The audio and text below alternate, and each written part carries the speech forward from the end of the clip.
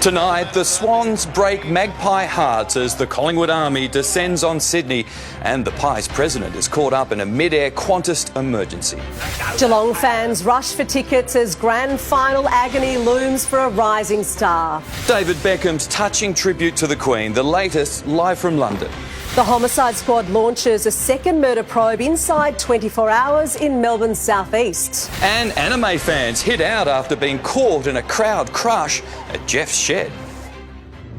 Live from Melbourne, 7 News with Rebecca Madden and Mike Amor.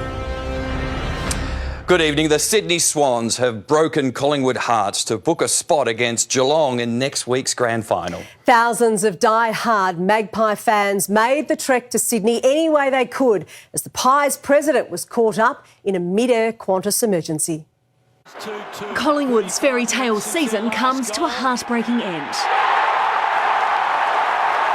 The Swans to take on Geelong in next week's decider.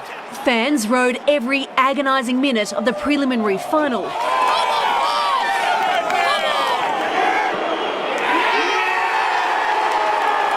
As thousands marched to the ground after making the long trip from Melbourne. Collingwood president Jeff Brown almost missed the start of the game after he was caught in a mid-air emergency. He was on board a Sydney-bound Qantas flight packed with footy fans that was forced to turn back to Melbourne Airport after an unusual smell filled the cabin. There was smoke in the cabin, so sat on the tarmac for a little while longer and eventually got away at a bit after 1 o'clock and got here just in time for the function. How exciting is it you're here for a Collingwood preliminary final of the SCG? Well, it's amazing I would have crawled here if I had to get here. It was swooping season in Sydney. Packed pubs before the bounce. The Collingwood Army's here! We're all here together, We're bringing it to Sydney. We're going to get them over the line. I made these during the week. We'll do here. My boss is going to kill me. I've had the week off work, but I got here bad luck. Go the Woods, come on! Getting this far, success enough for some. Can't believe they went from second last to maybe into the grand final. From tutus, tattoos, and more tattoos. The black and white army bundled off buses. Not very many toilet stops, so we couldn't have too many of these. You didn't wear that all the way, did you? Yes. You did? Yeah, no, my husband made this for me. Wanting to witness their final shot at history. Our flight got cancelled at 6:55. Then 8:55 got cancelled because apparently there's a curfew here.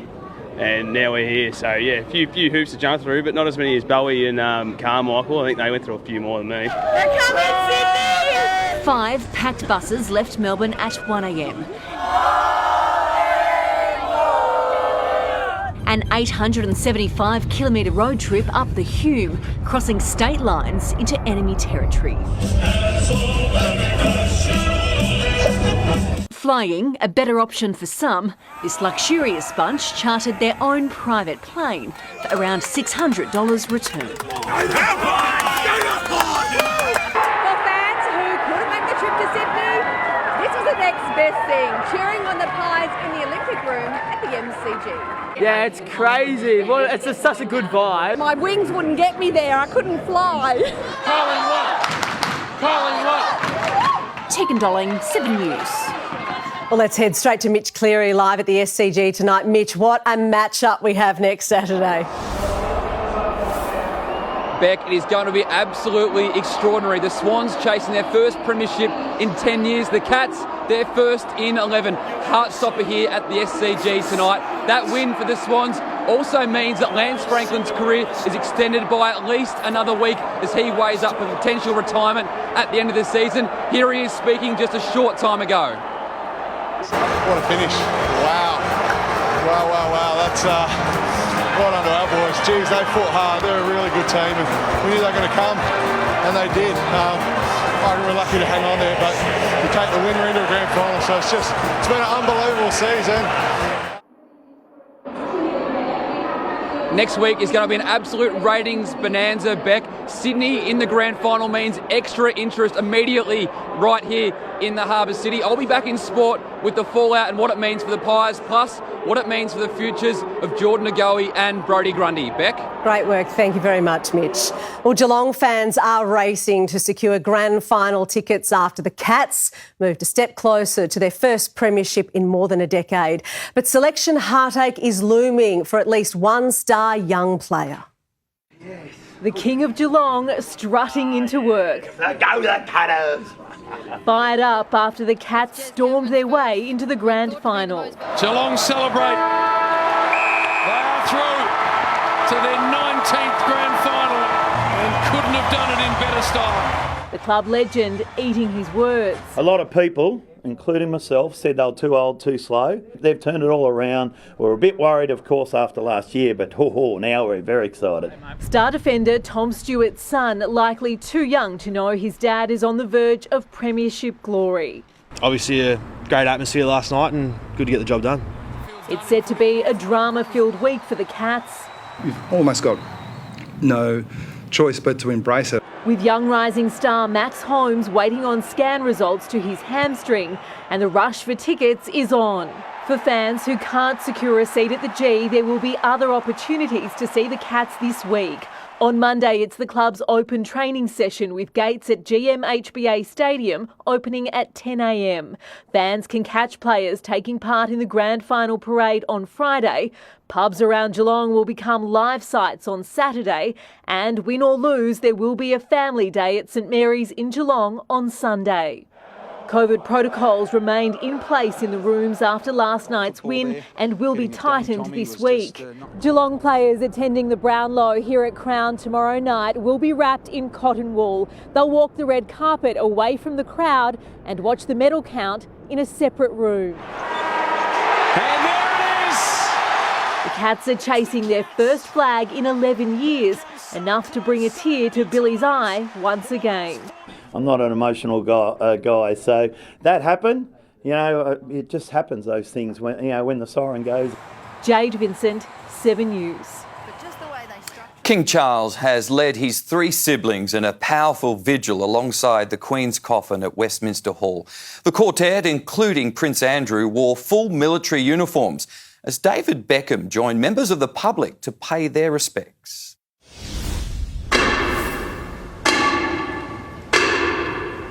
Summonsed to duty.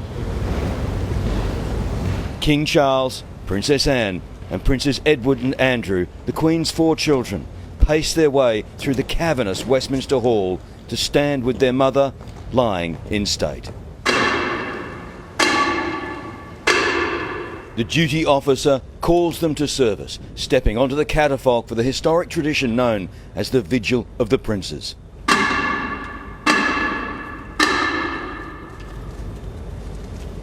All kept their heads bowed. At the front of the coffin, Charles. At the rear, scandal-plagued Andrew, his brother the King giving him one-off permission to wear his uniform, not for him, but a mark of respect for his mother. Edward the youngest on one side, the Princess Royal on the other, the first woman to ever take part in a vigil. This giant hall in Westminster, home to the Parliament, and streaming past either side of the coffin, the queue of MPs, members of the public.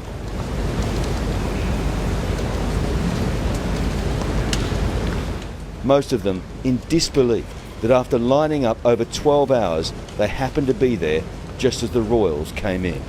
Oh yeah, you've got 5 hours to go, you've got 2 hours to go, and we thought, hang on, if that's actually accurate, we're going to be bang on there as soon as it happens. They were literally within feet of us, and I saw the King, well, all of them, all the siblings and his siblings, and it was beautiful. Their solemnity was so powerful. Also present tonight, but on watch from above, the Queen Consort Camilla and extended members of the royal family, including the children.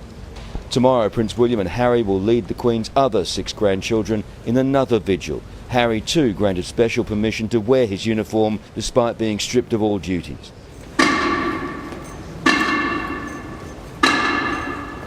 After 10 minutes, their time had ended. The guard was changing again, the King leading them out. The next time the King and his siblings will see the Queen, of course, will be Monday morning, the day of the funeral, when they are slowly walking behind her coffin as it's taken from here, the Palace of Westminster, to Westminster Abbey for a final farewell. While those who'd been witness to history tonight were left almost speechless. I was like trying to open my eyes wide, trying to take every detail of it in. I saw the whole family. I can't believe it. We came into the chamber about 3 minutes before the end of the vigil. Absolutely amazing. So moving. It's just so beautiful. It was very emotional seeing the royal family in there. It was amazing. I'm still a bit shaken up. But just 2 hours after they'd left, a security scare. A man crash-tackled after rushing the coffin and pulling away the royal standard draped over the casket. He'd pushed aside a 7-year-old girl to get there. Darcy was grabbed out of the way and the police had him within 2 seconds. Is she okay? No, not at all. It was the only blight on an otherwise orderly queue, when some even met royalty outside. Sports royalty. English soccer legend David Beckham. He'd queued for 12 hours. Everybody wants to be here to be part of this experience and celebrate what Her Majesty has done for us. But the lines are being overwhelmed by demand. At one stage, the queues had to be suspended when wait times blew out to 22 hours. Even though we had to wait 13 hours today, it was worth it. And Chris Reason has the latest from Westminster. Chris, you've got more information about the grandchildren's vigil. Yeah, good evening to you, Mike. We've now learned that when the Queen's vigil happened, the Prince's vigil happens, the Prince William will stand at the head of the coffin. Prince Harry will stand at Her Majesty's feet. The vigil is likely to run for some 15 minutes. It'll take place later this afternoon, local time. And we are also learning that because we saw so many of the royal family turn up and attend last night, it is more than likely that the Princess of Wales, Kate, and her 3 children, and Meghan, the Duchess of Sussex, will be there this evening watching from the sidelines. Now, all of this builds up into Monday's funeral, of course, Mike, and this morning we saw more rehearsals, this time out at Windsor, where the state hearse will take Her Majesty Monday afternoon, and we know that 1,000 members of the military will take place in the procession to lead Her Majesty into St George's Chapel, where she will be laid to rest beside her husband of 73 years, Prince Philip. Mike? Chris Reason, thank you. The new king has visited Wales for the first time since his accession to the throne. He was mostly met by cheering crowds, but not everyone was happy to see him. The longest-serving Prince of Wales returning today as king. Receiving a warm Welsh welcome from most who lined the streets. Skin looked so soft. His skin? His skin, Prince Charles's skin looked so soft. But not everyone is as complimentary. While we struggle to heat our homes, we have to pay for your parade. Thank you for coming. The taxpayer pays $100 million for you. That man concerned about the cost of living while the King and Queen Consort arrived at the 2,000-year-old Cardiff Castle to cheers and boos. Welsh nationalists in the crowd angry the new Prince of Wales, William, is another Englishman. Period of mourning, which I respect, but there's also a political event, which the monarchy, the palace, kicked off with the succession process. A grievance dating back decades. 2 radical nationalists were killed trying to plant a bomb on the eve of Charles's investiture ceremony in Wales in 1969, with rumours he wore a bulletproof vest under his robes. Now, 30,000 people have signed a petition calling for the Prince of Wales title to be abolished. Well, there is a legitimate debate here in Wales around that whole issue. My own view is that this is not the week for that debate to surface.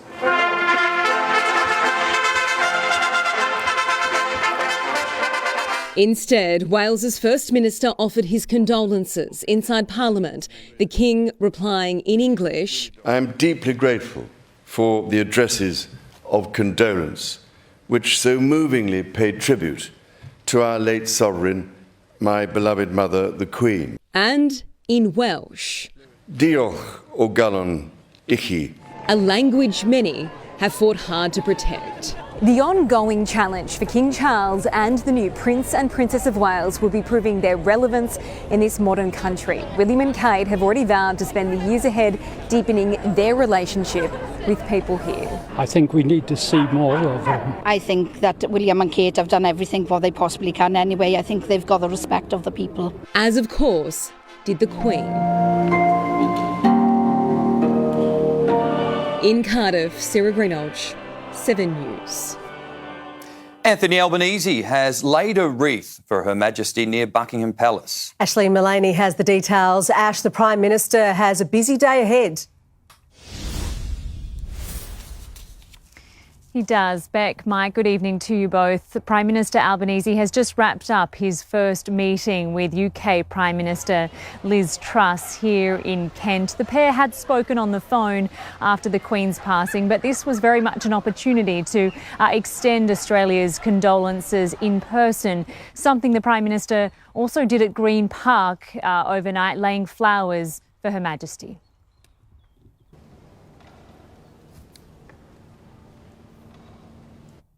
Ash, thank you.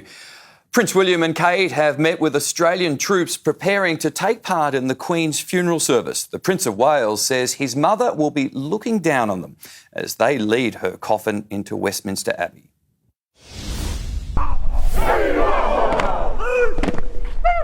The Commonwealth contingent for Her Majesty's funeral has arrived.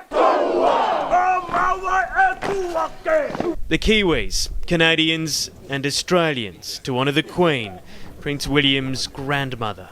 Having them all the three nations here marching as one, it just shows how much the Queen has, again, brought us all together. Today, the new Prince and Princess of Wales came to say thank you. Both William and Catherine describing the last few months as strange. To someone that has so much on her plate in the past week, that she takes the time to come see us, it makes us all feel quite special. Some of these troops marched to celebrate the Platinum Jubilee in June. Now they're preparing to honour the Queen in death. 39 Australians will form up alongside their Commonwealth cousins ahead of the coffin. Just the way the Queen wanted it. I think this is probably the most significant military ceremonial function all of us will ever attend in our careers. Along with the Canadians and the Kiwis, the Australians will be practising every day and every night in the run-up to the funeral on Monday, knowing with a billion eyes watching, they need to get it right. For one person in particular. She'll be watching. Adding Her Majesty was a stickler for detail. In Purbright, England, Hugh Whitfield, 7 News. And we'll have live coverage of the funeral of Elizabeth II starting from midday on Monday. The historic ceremony will get underway soon after the news at 6. Detectives in Melbourne's southeast have launched their second murder probe inside 24 hours. Neighbours suspect a man was killed by his female partner less than a kilometre from where a 30-year-old was stabbed to death. A woman was dragged by police from the Henry Street home just after 6 this morning, after a 59-year-old man was found dead inside. He was last seen collecting his mail yesterday morning. Neighbours say he lived with the woman and they often argued. It's the second suspected killing in Noble Park in just 2 days. The death comes just 24 hours after a man was stabbed to death inside his home just 750 metres away from this property.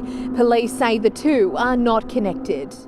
A 30-year-old has been charged after another man was stabbed to death at a Melbourne house party. Neighbours reported hearing screams from the Leslie Grove home. The neighbour over the road, I was talking to them from where the incident happened. He said about 2 or 3 he heard loud screaming. The homicide squad is now leading the investigation. Kathleen O'Connor, 7 News. Maroondah Hospital will be in line for a $400 million upgrade if the opposition wins November's state election. It's the 14th major health promise from the Liberal Party, which is now facing questions on how it will pay for it all. 10 weeks out from the state election, the government celebrating Melbourne Zoo. 160th anniversary means right now, as we are now into the school holiday period, kids can come free. As the opposition stepped out with its latest health pledge. Upgrading the Maroondah Hospital is part of our plan to rebuild Victoria's health system. A $400 million plan that includes a new emergency department, ICU and an extra 100 beds in Ringwood East. There's also cash for nurse training facilities. No ICU being dumped in a tent at the front of a hospital under a Liberal Nationalist government. You'll get a bed. This, the 14th health election promise from the opposition. Commitments totalling more than $6 billion. The cash, it says, will come from scrapping the $34.5 billion suburban rail loop. But the maths is in dispute. Over the forward estimates period, there's something like $1.4 billion that is being allocated to be spent on the suburban rail loop. And so that is the funding that Matthew Guy claims he will take away from the project. Every single cent that I have committed on hospitals still doesn't equate to the size of the blowout on the Westgate Tunnel alone. That's Labor's management. It's not for me to have confidence in a Liberal Party that has only delivered cuts and closures. In fact, it's up to Victorians, who will head to the polls in 70 days. Jodie Lee, 7 News. Angry ticket holders have lashed out at organisers of an anime festival at Jeff's Shed. The event reached capacity within an hour of opening, leaving long queues outside. We're at the end of the line and the line's just getting longer. They've been looking forward to it for ages too, so it's a shame, it really is. The organisers declined to comment on accusations they sold too many tickets. OK, Abby Gelmy is here for a look ahead to sport. Now, Abby, the footy goals, well, they weren't looking down on the Pies tonight. We're also catching our breath. Oh, wow. It was just a prelim for the ages, decided by the smallest of margins. Collingwood's incredible season ends in heartbreak. We'll cross live to the room with all the fallout. Also, we're here for the man waiting in the wings if injury cruels a young cat for the grand final. Why the Blues have been left devastated for the second straight week. And we'll tell you why there's a silver lining for the Pies this trade period. We've got some good news for you, Pies. That's what we're trying to say. Take a deep breath, everyone. Thanks, Abby. An urgent safety review is underway into one of Melbourne's busiest intersections, putting lives at risk. Details next on 7 News. Also ahead, the Melbourne suburbs bucking the real estate downturn. Why Victorian kindergartens say they're facing financial ruin. Footy boss Gillan McLachlan linked to a high-paying new job. And the grand final forecast is out. I'll tell you what we can expect for the big day after sport. A handful of Melbourne suburbs are defying the falling property price trend.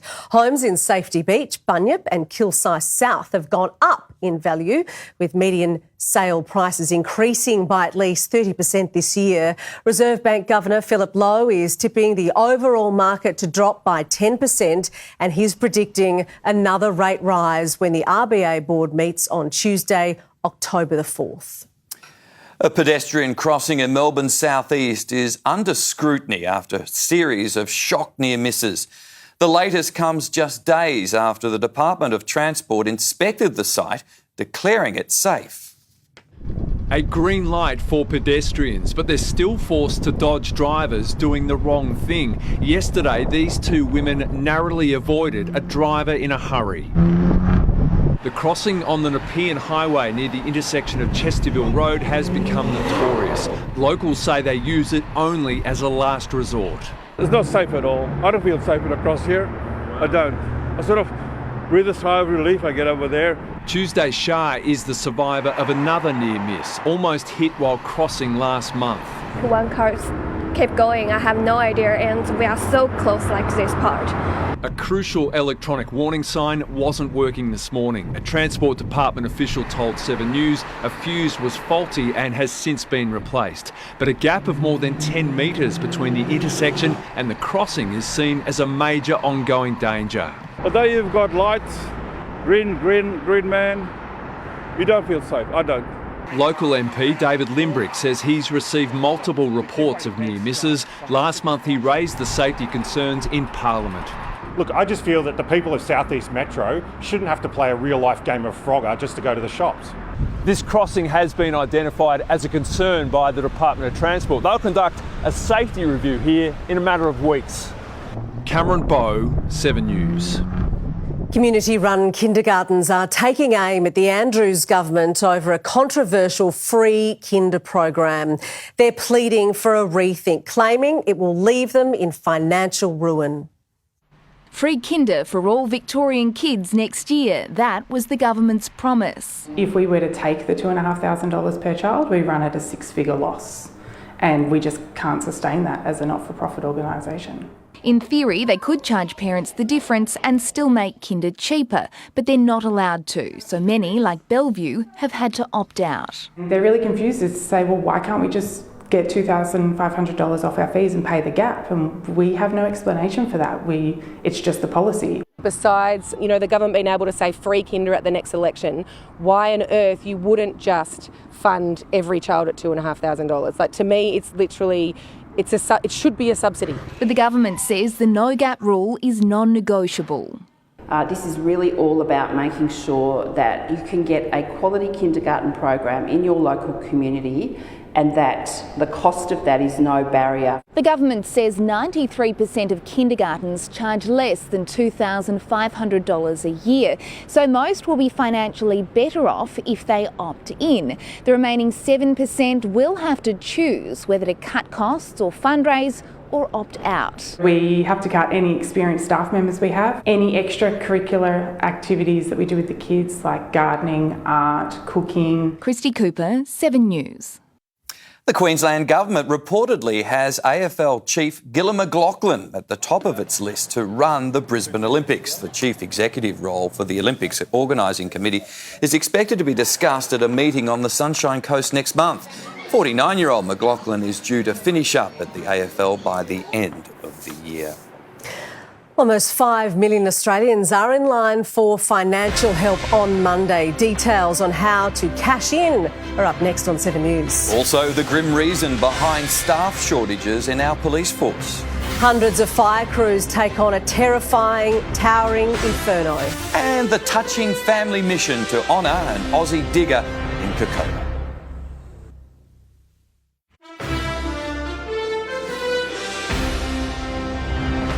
More than 800 Victoria police officers are on extended leave, with the majority battling mental health issues. Work cover claims have spiked since the pandemic, with around 4,000 shifts per week now left unfilled.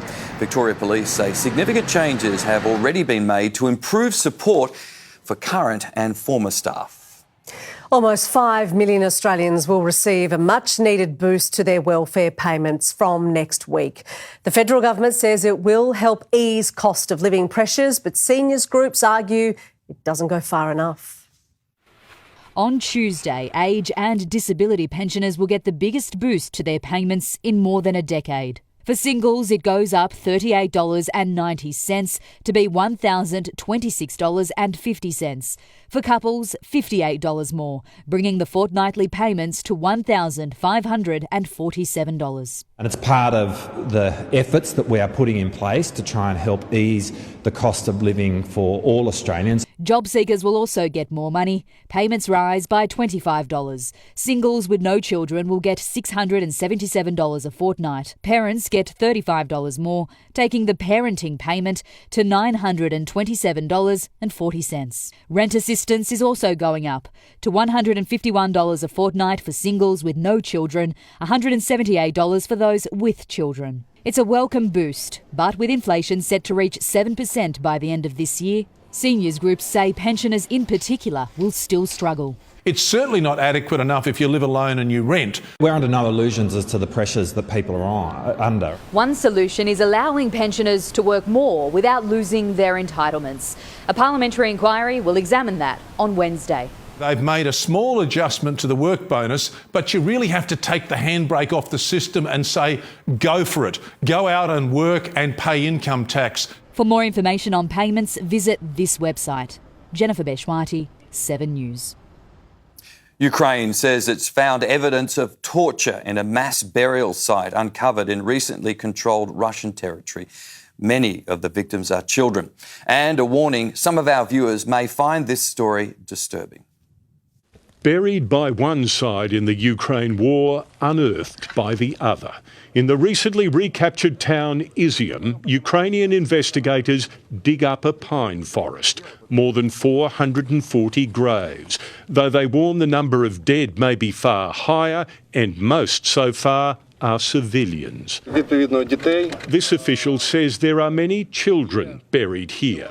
Ukraine's president says some victims have broken limbs, some rope around their necks. There is already clear evidence of torture, humiliating treatment of people, he says. The world must react to this. And it's horrifying.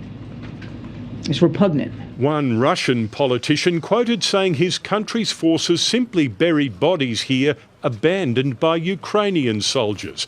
Those survivors of the 6-month Russian occupation are now telling of torture. They made me hold 2 wires, he says, attached to an electric generator. The claims come as a second Russian ally questions President Vladimir Putin's invasion. India's Prime Minister Modi apparently telling the Russian leader face to face this is not an era of war. That one day after China's President Xi expressed his concerns. President Putin is openly admitting that China has questions and concerns. Though the president appeared undeterred as he told reporters Russia's military is in no hurry and may yet ramp up its strikes on Ukrainian infrastructure. Tim Lester, 7 News. A massive fire has engulfed a skyscraper in the central Chinese city of Changsha. The 42-storey building is owned by China's largest telecoms operator. As many as 280 firefighters were deployed, but there were no reports of casualties. The cause of the inferno is unknown. The Army has paid a heartfelt tribute to a World War II hero 80 years on. They scattered the ashes of Alan Kangamore on the Kokoda track, where he lost so many mates. Diggers back on the Kokoda track to honour Kangamore, where he became a hero by scattering his ashes. At the going down of the sun and in the morning, we will remember them. In Geelong, Kanga's family watches the service for the first time. Peace. He's at peace there. A bit of sadness, of course, but also just the feeling that he's in the right place. Kanga died last year, not long after his COVID-restricted 100th birthday party, the last surviving officer of the legendary 39th Battalion. Young volunteers who stopped the Japanese on the infamous track. It was such a horrific part of his life, but it became the fabric of his life. When his family discovered members of the current 39th were walking the track, they requested this. We were absolutely honoured to carry out the wishes of the family. We brought a man who fought in Papua here back to be with those who never made it home. It was very emotional, and it's something that I'm very grateful that I could be a part of. 80 years on, his battalion and his family doing Kanga and his mates proud. I'm thrilled. I just know that Dad would have felt it was wonderful, even though he would have said, "What's all the fuss about?" Nick McCallum, 7 News. What a lovely story. 10 so-called everyday Australians are preparing to attend the Queen's funeral. We'll meet them next. Also ahead, Italy ravaged by deadly floodwaters. Melbourne's major roads given a much-needed spring clean. And on board with Neil Danaher for a very special mission. A major graffiti clean-up is underway on some of Melbourne's major roads. The state government is allocating $5.5 million for the works. The funding will also go towards roadside mowing in regional areas after above-average rainfall. A major rescue operation is underway in central Italy after torrential downpours triggered deadly flooding. At least 10 people have been killed and 4 remain missing after 6 months' worth of rain fell in just 3 hours. The worst hit town received 420 millimetres of rain, turning streets into rivers. The 10 so-called everyday Aussies invited to the Queen's funeral have begun gathering in London. Among them, Australia's only living recipient of the George Cross, a former Victorian police officer shot as he foiled a bank robbery. I knew her better than most. Yeah. Close to tears for a Queen he's already missing. Michael Pratt is our only living George Cross recipient, the highest civilian bravery award. It's now earned the former Victoria police officer a Westminster funeral invite after decades of royal recognition. Been met with her many, many times. She's very genuine, you know, she's just like your grandmother. Really, that's the best way I can explain it. How do you think you're going to feel come Monday? Oh, tough day. Don't worry about that. I'm dreading it a little bit. Emotional as this will be for Australia's only George Cross recipient, come Monday here in London, Michael Pratt will be supported by Australia's 4 Victoria Cross recipients. This small band of bravery's inclusion on this select guest list, the express wish of the late monarch. So too these 10 everyday Australians arriving with the PM and Governor-General, Australian of the Year Dylan Alcott, past and present senior Australians of the Year, local heroes, esteemed professors and horse trainer Gay Waterhouse after Chris Waller pulled out with COVID, all ready to pay their respects and difficult goodbyes. And like I say, she was very good to me. In London, David Woywood, 7 News. Neil Danaher is preparing to take his fight against MND on the road. 80 cars will travel in convoy around regional Victoria next month, hoping to raise millions for medical research. After COVID put the brakes on big events, Danaher's drive is back. It's put a smile on the coaching legend's face. Former Demons captain David Neitz has been selected to lead a team, even though last time his combi van kept breaking down. So this year the car duties are not in my hands. I've passed. Neil's banned me from choosing a car. Over 4 days in October, the convoy will travel to Myrtleford and Bright, then Gippsland. We've got some comedy night 2, we've got a Halloween party night 3, so there'll be a lot of fun as well as a lot of fundraising. Brothers Tim and Jeremy Smith will drive in honour of their dad. 1928 Model A Ford pickup that was my father's. Warren Smith died from motor neuron disease at age 67. People can see the signs and the symptoms. You know, for us, Dad was only diagnosed a year before he passed away, so it was a pretty quick journey. To support the cause, you can head to fightmnd.org.au and enter the raffle for a Jayco caravan. We're honoured and it's such a privilege to be involved. You know, we jumped at the opportunity. This year, Danaher's Drive hopes to raise $2.5 million. Since it started back in 2015, it's raised around $10 million for Fight MND. Emma O'Sullivan, 7 News. Abby Gelmy is back with sport, and boy, oh boy, Abby, the Sydney Swans are through to the grand final. Boy, oh boy, is right, Mike, and only just. As we've come to expect from the Pies, it came down to the final seconds, but the Swans were 1-point victors, and it wasn't just the players left in tears. We'll cross to the SCG for all the fallout next. The Cats await the Swans on Saturday with an injury cloud over a young star. In the AFLW, Carlton so close and yet so far for a second straight week. And the king of Caulfield for a day, 15 years in the making.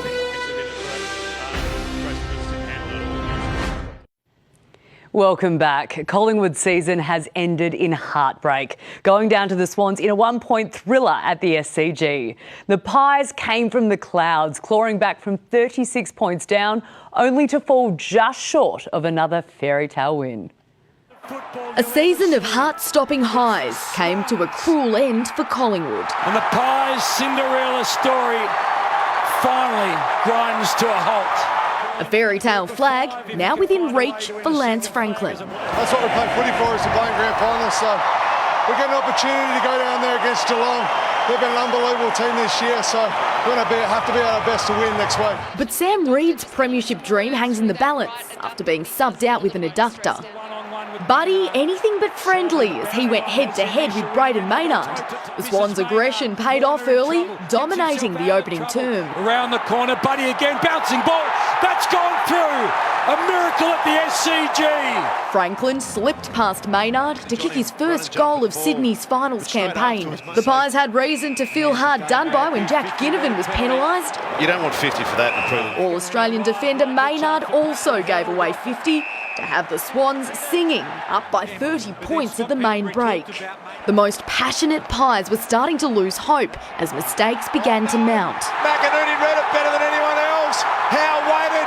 He's going to cruise in and kick a goal. Mason Cox was subbed out with a groin injury, but giving up isn't a feature of Collingwood's year. He kicks, he goes, and they're starting to charge again. 3 late goals got the Pies within 2 points.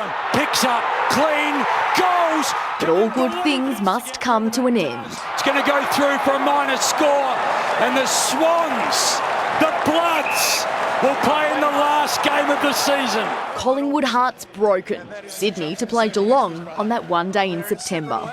Natalie Yannidis, 7 News. Let's head straight back to Mitch Cleary at the SCG. And Mitch, the fallout for the Pies is going to hurt.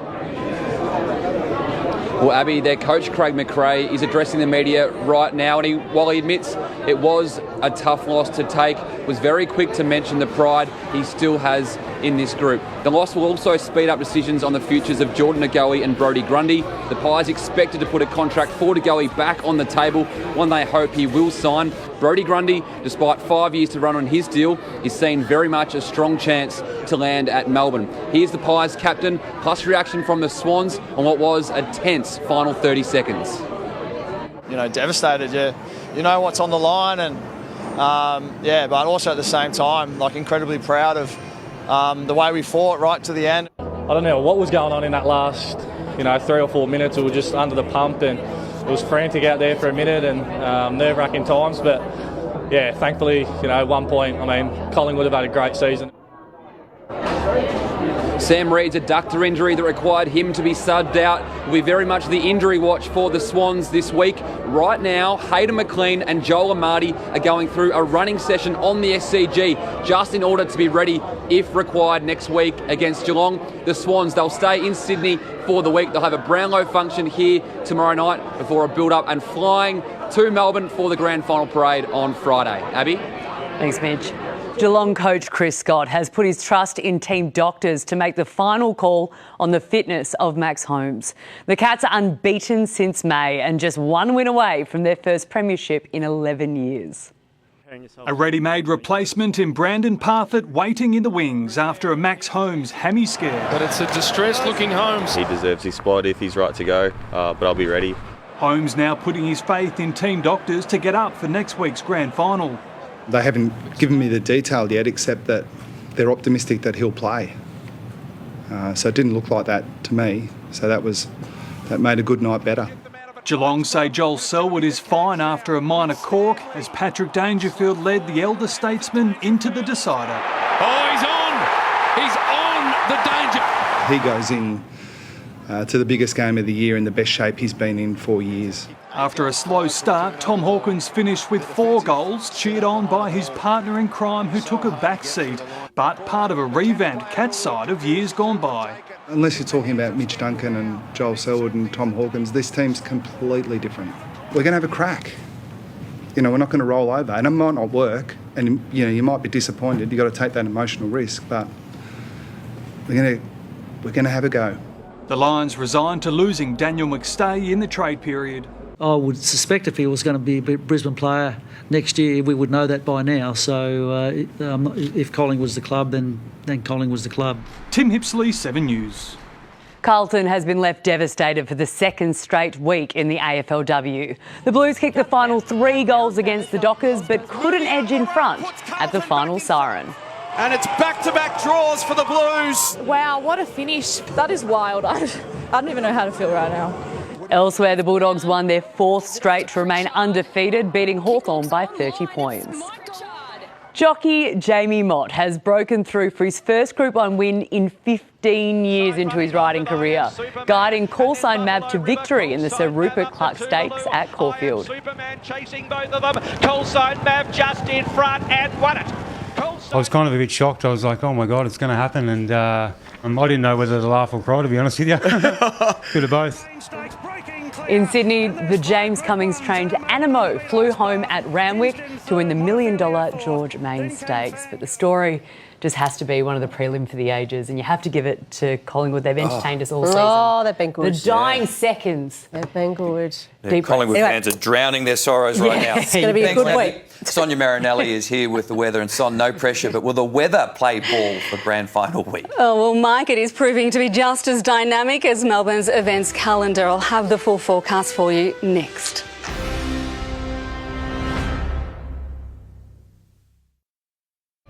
As our nation mourns the passing of the most beloved monarch, 7 News is here to bring you every moment unrivaled global coverage. The world's leading royal commentators, live from the palace and right across the UK. As you wake, right through the day, with all the latest developments every night. As we farewell our Queen, join us live for special coverage of this unprecedented world event. Australia's most comprehensive coverage is on 7 News. Hello again. Well, those storms have all wrapped up now. The rain has eased right back as well, and we mostly dry out overnight as the city drops down to 11. But don't be fooled by a dry start tomorrow. There is more rain developing, and we're also on storm watch. In amongst all the wet weather this afternoon, the city only managed a top of 14 degrees. The rain increased through the afternoon as fast-moving storms passed over Melbourne. Eastern and Bayside suburbs were the wettest areas, with as much as 11 millimetres in the rain gauge. The gusty showers and isolated thunderstorms were brought in ahead of a cold front, which is now tracking towards eastern Victoria, and we've got clearing showers in its wake. Tomorrow, low fires, yet another cold front our way. That's going to be our third front in as many days. But the showers clear out briefly on Monday and Tuesday, and then from midweek we are in a southerly airflow, and we're going to stay that way right through your long weekend. So expect those colder winds to not only bring in more showers, but they'll also keep a lid on the temperature as well. So let's head straight into the forecast now. Tomorrow's cold front bringing showers at first, then areas of rain, heavy at times. The clouds are deep enough in the afternoon and evening for thunderstorms to fire up anywhere. And our Sunday's going to feel rather cool, even cold for some of you under moderate to fresh westerly winds. The snow level drops down to 1,300 metres. Closer in, and Sunday here starts off dry into partly cloudy skies. It doesn't last. It's going to be raining soon enough from late morning, and it becomes heavier, more intense as we head through the day. We could even get a rumble of thunder through the afternoon and evening. Minimums are close to the double digits, but Sunday doesn't warm higher than 15 out in the east, 16 out in the west, and 15 if you're in Geelong. In the city, it is a low of 11, top of 15 degrees for your Sunday. More rain is coming, and we could even get a rumble of thunder later in the day. Looking ahead to a jam-packed week here in Melbourne, you'll find those showers clear out on Monday. It's a top of 16, and we're heading for 19 degrees by Tuesday, 19 again on Wednesday, but the showers return and they continue on and off right through your long weekend. So Thursday, 18 degrees with a possible shower, Friday 18 and a shower or two. And then for grand final day, a low of 10, top of 18 degrees. Partly cloudy with a 50-50 chance of showers, and as Geelong takes on Sydney. So, Beck, Mike, it is early days. We've got to cross our fingers that it stays nice and dry for the bounce. Showers for grand final day. Possible some. 50-50, Mike. Yeah, but okay. hopefully dry skies. I feel like it's past my bedtime. That's the latest from our Melbourne newsroom this Saturday night. For now, from the 7 News team, take care. Good night.